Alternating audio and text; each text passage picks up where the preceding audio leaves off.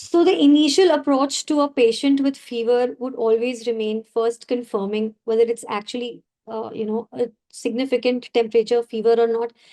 Is it the core temperature that you've measured? And what is the trend? Then classifying fever and versus hypothermia and infectious and non-infectious, examining your patient from head to toe and looking for the active source of the fever, investigating based on your findings, and then acting accordingly depending upon what treatment does your patient require, and reviewing and reassessing at 48 to 72 hours.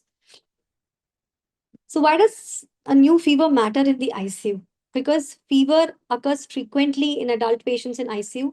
It can be infectious or non-infectious. An infection can deteriorate rapidly in a critically ill patient. When you send pan cultures, it can create false positives. So you need to know how to differentiate and understand whether you're treating a colonizer or a true infection. And of course, unnecessarily antibiotics not only have adverse effects or the risk of C. difficile infection, but also the emerging problem of resistance that we are dealing with daily in our ICUs.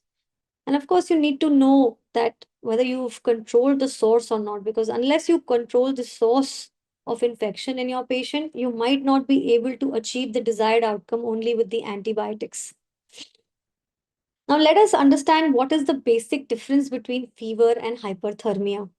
So, in case of fever, the hypothalamic set point is reset by the cytokines and pyrogens that are released. Whereas in case of hyperthermia, there is heat production or impaired heat loss, which overwhelms the regulation. Now, treatment of a patient with fever would remain to treat the cause and, not routinely required routine cooling. Antipyretics may provide comfort. However, in case of hyperthermia, antipyretics are ineffective. You need to do urgent external and internal cooling and treat the cause, because temperature itself can cause cellular injury, rhabdomyolysis, AKI, DIC, and CNS injury in patients with hyperthermia. So you have to make urgent measures in these patients with hyperthermia. Now, when does an ICU fever become significant? A general adult in ICU with a single temperature of more than 101 degree Fahrenheit, a patient with high grade fever of more than 39.5 degrees Celsius, and especially if it's becoming persistent, because then you have a higher concern for infection or the hypothermia syndrome. So you need to rule out the cause as well while you are managing the patient. A neutropenic patient with temperature of more than 38.3 once or more than 38 sustained even for an hour. An immunocompromised host, a patient on ECMO or CRRT may not show you fever initially. So, then you have to investigate the change from baseline or hypothermia in these patients for that matter. Then there are certain patients who are on round the clock IV paracetamol or NSAIDs. So the temperature may be blunted in these patients. So you have to, clinically examine these patients, look at the patient's trajectory, and actually identify whether there's actually presence of fever or not. Now, temperature measurement, which is very important before we go ahead and understand the causes or the management of fever in ICU. So it is important where you're measuring your temperature. Central measurements like uh, when done from the bladder or esophageal or pulmonary artery thermistor are the most preferred ones, but because of their invasive nature, they are not done. So generally, we do, when we want to measure core temperature, we do rectal readings, which is widely practiced in most of the ICUs in tertiary care centers as well. And of course, otherwise, you have the oral temperature, which is, so your oral and rectal temperatures are more reliable than the axillary tympanic or the temporal measurements. Remember, you should trend the same site, and you need to tell your nursing staff to document the site as well as the method, and they need to maintain this on the nursing charts, because accuracy is very important, and the site and the trend is what helps you decide that what is the actual temperature trend for your patient. Now, no fever does not always mean that there is no infection. There is a certain subset of populations, like I just mentioned, elderly patients, patients on steroids, IV paracetamol, patients on ECMO or CRRT, even those who are severely immunocompromised, may not show you a temperature in the beginning. So you have to be very careful and thorough in these patients before just ruling out that this patient does not have infection. Now, Rigors is another important aspect. So you should not miss Rigors when the measured temperature is only modestly elevated. In elderly patients, unexplained Rigors may be associated with bacteremia. What are Rigors? They basically reflect the hypothalamic drive and the muscle heat generation.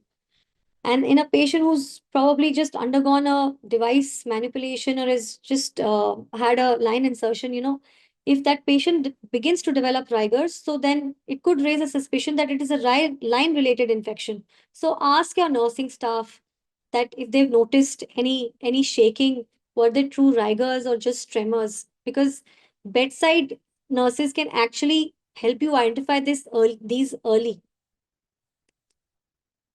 Then I cannot stress enough about the importance of detailed history. When we talk about treating any infection, I think throughout all these modules that we've been talking about, it has been so important and emphasized that taking a detailed history just by asking the patient or the relatives about the trend or the pattern that the patient has had, any treatment that is undergone, can give you actually clues to why your patient has actually developed that fever. So, any history of new drugs, any dose changes, any anti-epileptics, antipsychotics that the patient has been started on, recent transfusion history, or exposure to IV contrast, any procedure that the patient underwent in the last 24 to 72 hours, new line insertions, catheters, any line change, catheter manipulation, patient having new onset diarrhea or abdominal distension, any new rash, you should ask your nursing staff when the patients are intubated, is there any change in the nature of secretions, whether they seem more purulent, if there's any color change, if you're noticing any new oxygen requirement or increasing oxygen demand. So, sometimes small clues in the history can guide you to identify the cause for your patient. So, history is not just old data, it is actually source localization. And as important is a detailed history, it is important to examine your patient from head to toe. Just blindly treating the investigations is not the way. You have to examine and you must. If you do not undress and inspect your patient, you have not examined a patient with fever. So, starting with head, you must look for sinus tenderness or discharge. This mostly tenderness you can only elicit in a patient who's conscious. Otherwise, you can look for discharge. In a patient with long-standing nasogastric tube, you should look for pressure injury. And ear and mastoid examination, if they are relevant. Then always examine the patient's oral cavity. Look at the hygiene. Enforce good oral hygiene in your ICU. And then, also look at the patient's teeth. There could be an occult dental infection, which is the cause. Some patients do develop thrush as well, especially the immunocompromised. So you must examine the oral cavity of the patient properly. Then in the neck, there could be an isolated parotid swelling. There could be neck stiffness. Unless you examine for neck stiffness, you wouldn't know. And this could be an early sign of meningitis as well. So you really need to know. At the same time, you can look at the nodes in the neck. Then for examining the chest and heart, you look at the secretions, the oxygenation, auscultate. Always turn your patient and check the bases unless it is not possible. You should always auscultate your patients in all the areas. Although, when I talk about auscultating the heart, it's not very routinely looked for, but if possible, do auscultate and look. You might hear a new murmur and it could be a sign that the patient has endocarditis or maybe a pericardial rub. So clinical examination does give you clues and, does guide you. Similarly, when you look at the abdomen and pelvis, a right upper quadrant pain, although you will be sending the liver tests, but it could be a sign of a calculus cholecystitis or maybe a liver abscess. Then suprapubic tenderness could tell you about a patient having cystitis or a UTI. Similarly, in cases of diarrhea or C. difficile, examine your patient's abdomen. Then in the skin and legs, in the skin, you should look for any rashes. It could be just a simple drug rash. So unless you check the patient's skin, you wouldn't come to know. Similarly, thrombophlebitis sometimes is a cause of fever. So unless you inspect the skin, you wouldn't come to know about the thrombophlebitis. Then in the legs, if you don't examine the legs and look for the swelling, there could be an isolated unilateral limb swelling in your patient's leg, which could suggest that it is DVT and that is the cause of fever. Always examine the pressure sites and look for pressure ulcers. And then, of course, the devices and the wounds or the surgical sites which are present should be examined. So in devices, when you have your dialysis catheters, central lines, arterial lines, you must instruct your nursing staff that the insertion date and number of lumens should be documented every single day on your ICU charts. Examine the insertion site for any purulence, erythema, tenderness, any induration. Does your patient get a fever during infusion when the it's connected to the line, or when the patient is undergoing dialysis through the dialysis catheter? So these are very important bedside inspection points for a patient who has a line or a device. Then, if there is no obvious source and a central line is present, then you must send central and peripheral cultures. You must send sample from at least 2 lumens, change needleless connectors before sampling, use differential time to positivity, and remove the line if there is a strong suspicion or persistent bacteremia or fungemia. Then let us look at the common infectious as well as non-infectious causes of fever. So amongst the infectious causes, there is pneumonia or VAB, CLABSI, C. difficile, intra-abdominal infection, surgical site infection, UTI or pyelonephritis. And in the non-infectious causes, there can be atelectasis, pulmonary embolism, thrombophlebitis, a transfusion reaction. In the abdomen, there could be acalculous cholecystitis, pancreatitis. At the surgical site, it could just be post-procedure inflammation. And a lot of patients do not always have UTI. It can be asymptomatic bacteriuria. So you have to remember these common causes before jumping on to the diagnosis that the patient has infection and starting him on treatment.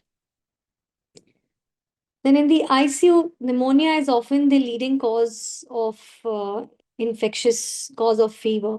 And Ryan-related infections become more likely with device duration, manipulation, and when there is no other obvious source. C. difficile can become likely after antibiotics in a patient with diarrhea or ILIS. And surgical site and intra-abdominal sources require deliberate wound and abdominal review. Metastatic infection and endocarditis matter when bacteremia persists.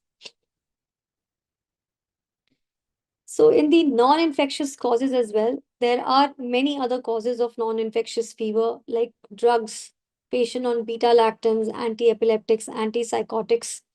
Neurologically, if he has an intracranial bleed or status, even sometimes after stroke, patients develop a fever. A patient with pericarditis or pulmonary infarction, then patient with acalculous cholecystitis or pancreatitis. And then, of course, I just mentioned about DVT, hematomas in the legs, which can be a cause of non-infectious cause of fever. So just to summarize again, you verify the temperature site and you look at the trend. You look at any possibility of patient being on certain drugs, which is masking the fever from occurring. In an unstable patient, stabilize the patient first.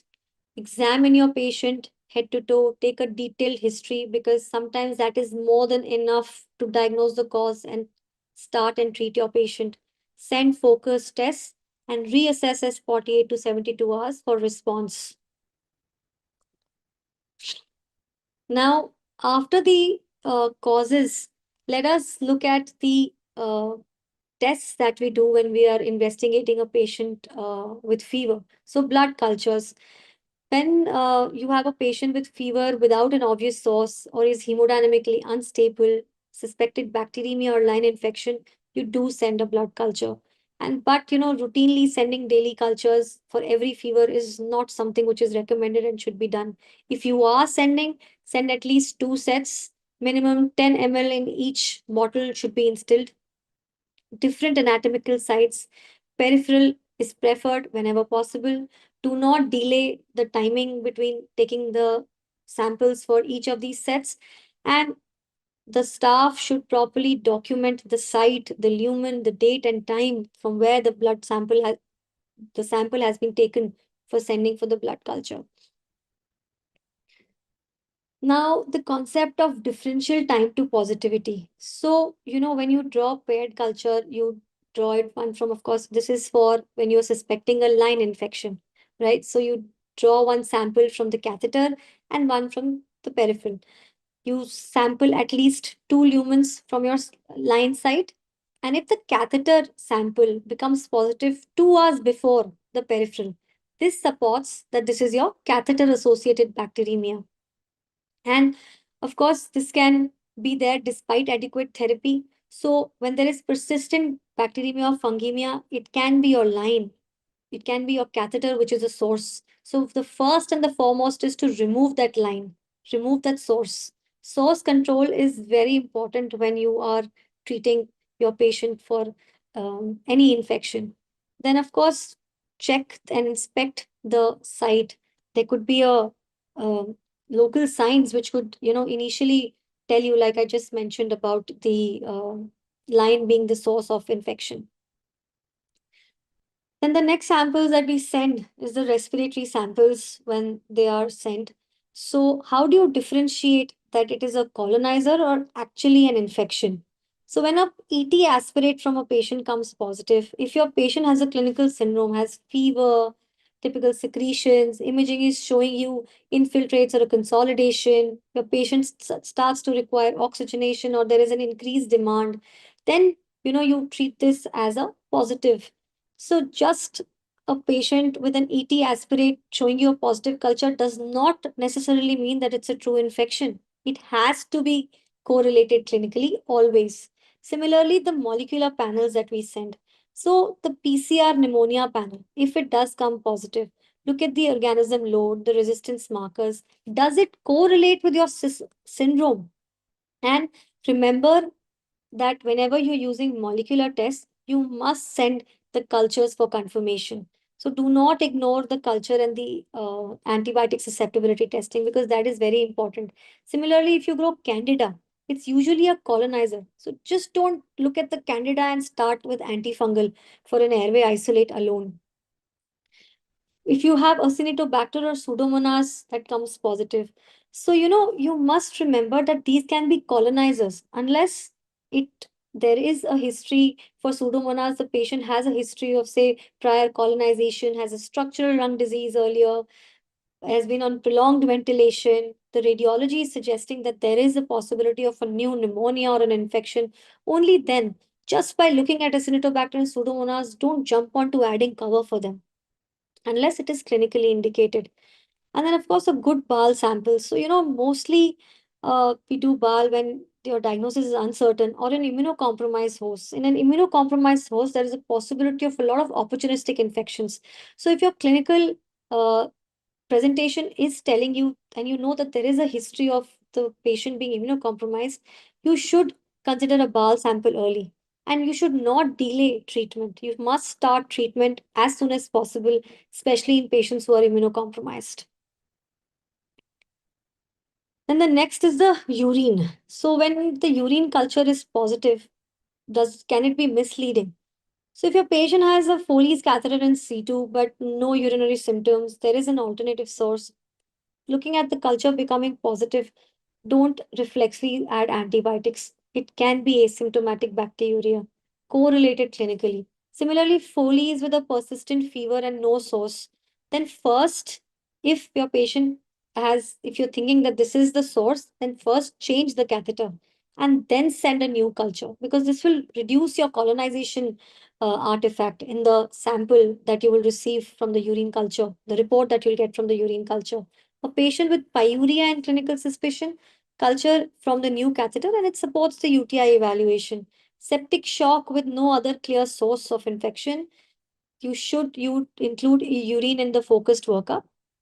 Similarly, a patient who's undergone recent urological procedure or a transplant keep a very low threshold, because these patients are at a very high possibility of developing urosepsis. So you have to accordingly manage. So, like I said, clinical presentation, history, and examination are the mainstay before you actually jump on to treating any sample becoming positive and treating with antibiotics.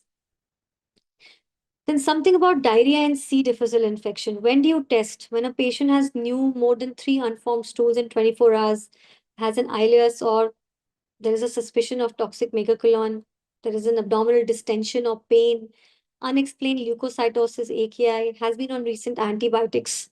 So first thing, always check your drug chart. Your drug chart could actually tell you, don't just jump on to sending samples for C. difficile, because there are drugs, you've put your patient on laxatives, which is why he's got a diarrhea now, or the patient is on tube feeds, or maybe there are some unnecessary antibiotics, PPIs. Sometimes for hypophosphatemia, you start the patient on phosphorus, and that can also give your patient a diarrhea. So look at the cause, look at your drug chart, first examine that before sending a stool sample. Do not test a formed stool. And if you do get a report, you need to know how to differentiate between a colonizer and patient having actual disease. If you are suspecting C. difficile, you send the stool sample for the toxin A and B. And simultaneously, you need to isolate your patient from the rest of the ICU patients. So do not forget the isolation if there is a high suspicion of C. difficile. Then, after the basic samples, the blood, urine, and these airway secretions, imaging. Now, imaging generally, when you're examining, when you are uh, doing a workup for fever, chest X-ray is usually enough. We have lung ultrasound, sonocyte available in most of the ICUs these days. So, you can quickly put in an ultrasound probe and check your patient, look for effusion or a consolidation, maybe look for if you examine, you might see an empyema. So generally, chest X-ray is enough. CT you do when the source may need drainage or diagnosis remains unclear. Echo you would need if you're suspecting for bacteremia or endocarditis. So, it is not routinely recommended to do an abdominal ultrasound when there is no abdominal clues or anything that is suggesting that abdomen could be a source. Then repeated chest X-rays without any diagnostic question. There is nothing on the chest, but you're doing a chest X-ray every day. Don't do that. Or using POCUS. Yes, it is a very good bedside tool, but don't substitute it for a CT in high-risk deep-seated infections. So you need to remember how to use appropriate imaging and clinically correlated. When do you actually do a CT first? When a patient has undergone a recent thoracic abdominal pelvic surgery. So you need to maybe look for a collection, a leak, or maybe a complication. Persistent fever after the initial workup. There could be an occult abscess, pulmonary embolism, or a deep-seated infection. Patient has had recent instrumentation. So, a targeted CT of that site may be needed initial on. Then an abnormal chest X-ray, but unclear cause. There could be a deep-seated infection, or there could be a posterior collection, an effusion, or a pulmonary embolism. And an immunocompromised host, sometimes the chest X-ray may miss lesions. So you must do CT earlier on in the immunocompromised patients. Where is the role of PET in patients with persistent undiagnosed fever? When the standard clinical microbiology and targeted imaging workup fails, it helps you to identify an occult inflammatory, infectious, or a malignant foci. It is not a replacement for bedside examination and source directed CT or ultrasound. So, of course, PET is a time consuming process. You need to ensure that your patient is stable before moving on to doing a PET. And it is, of course, best used in persistent fever where diagnosis will change your management. Then I think we've had a whole session on rapid molecular tests, but we all know that they help us to identify the organisms very fast. They give us they help us to initiate target therapy first. But remember that phenotypic testing as well as the antibiotic susceptibility testing remain equally important.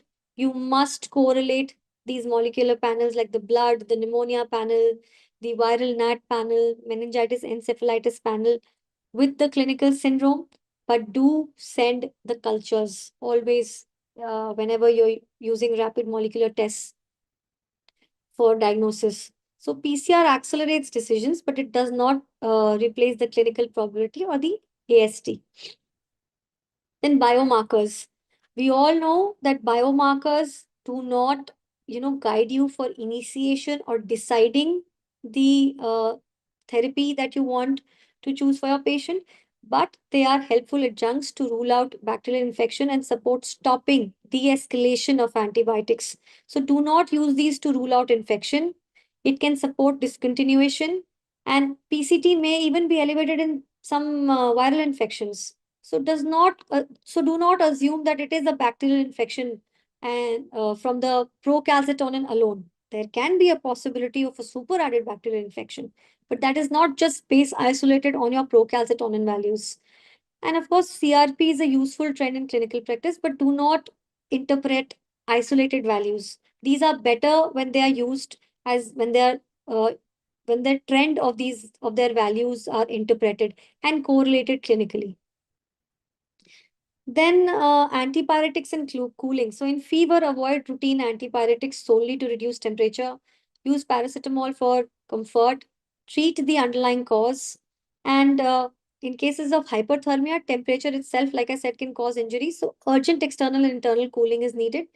Stop, look for the triggering drugs, the exposure or the cause. Check the patient's creatinine kinase, renal function, and electrolytes, as well as send the DIC profile.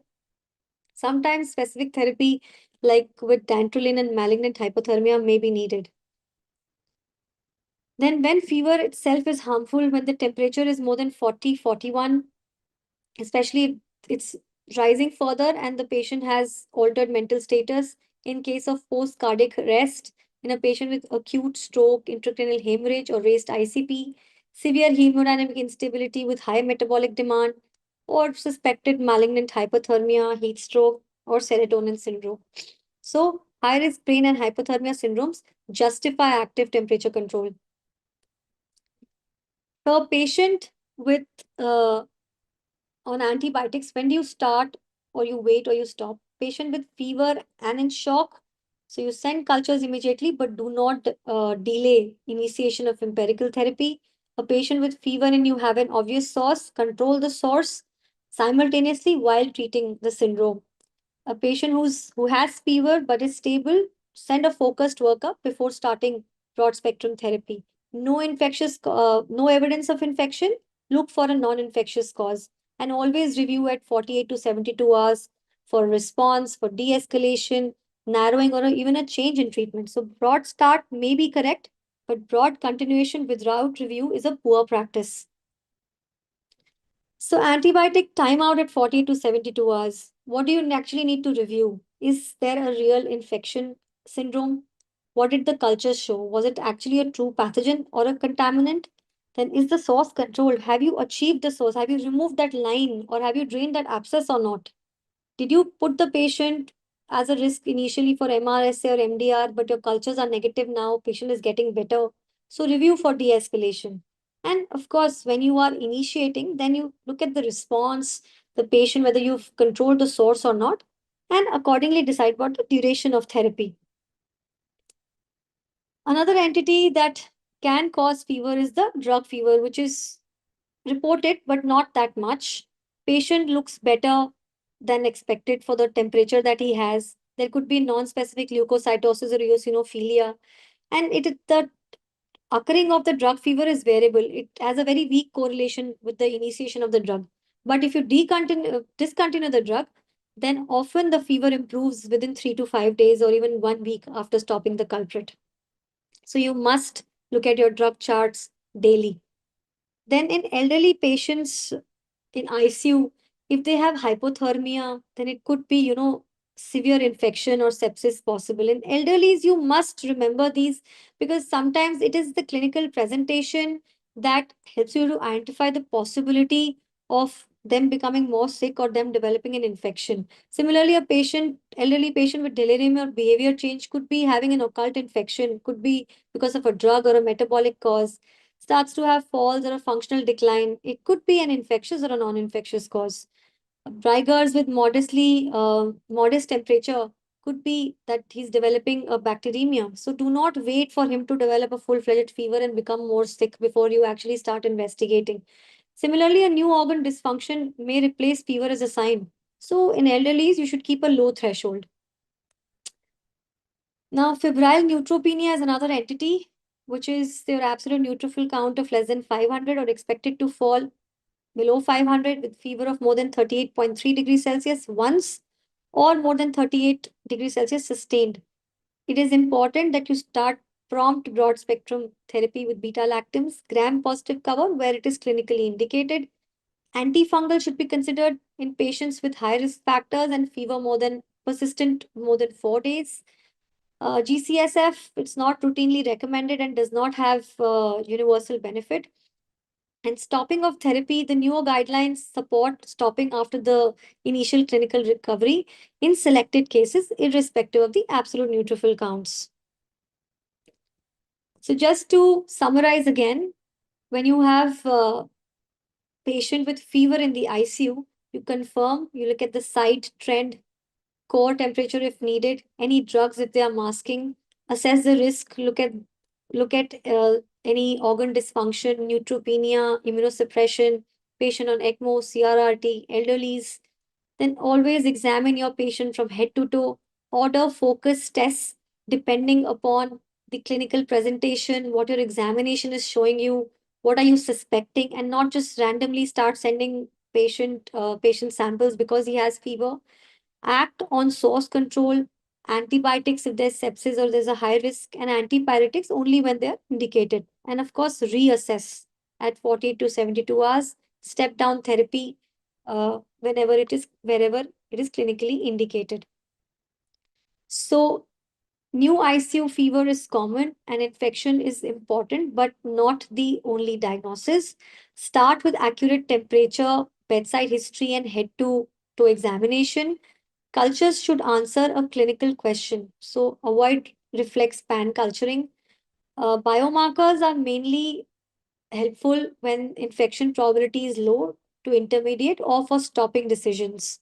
Antibiotics are urgent in sepsis and high risk source. Otherwise, use focused evaluation and 48 to 72 hour timeout. So, bedside first, tests are focused and antibiotics disciplined. Do not treat the thermometer, find the source, judge the physiology, and reassess the antibiotics. Thank you.